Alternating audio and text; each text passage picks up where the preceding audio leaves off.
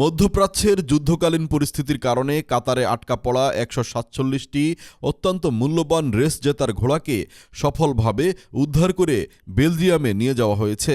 কাতারের আকাশসীমা বন্ধ থাকায় একটি দীর্ঘ এবং জটিল পথ পাড়ি দিয়ে এই ঘোড়াগুলোকে নিরাপদ আশ্রয়ে পাঠানো হয়। কাতার থেকে সরাসরি বিমান উড্ডয়ন সম্ভব না হওয়ায় ঘোড়াগুলোকে প্রথমে ট্রাকের বহরে করে সড়কপথে সৌদি আরবের রাজধানী রিয়াদে নিয়ে যাওয়া হয়। রিয়াদ পৌঁছানোর পর কাতার এয়ারওয়েজের দুটি বিশাল কার্গো বিমানে করে ঘোড়াগুলোকে বেলজিয়ামের লিজ শহরে উড়িয়ে নেওয়া হয়।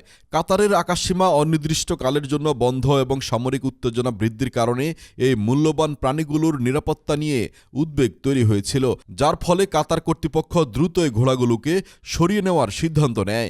বেলজিয়ামের লিজ বিমানবন্দরে পৌঁছানোর পর পশু চিকিৎসকদের একটি দল ঘোড়াগুলোর স্বাস্থ্য পরীক্ষা করেছে। দীর্ঘ যাত্রা সত্ত্বেও ঘোড়াগুলো সুস্থ আছে বলে জানানো হয়েছে। লিজ বিমানবন্দরটি ঘোড়া পরিবহনের জন্য বিশ্বের অন্যতম সেরা কেন্দ্র হিসেবে পরিচিতি রয়েছে।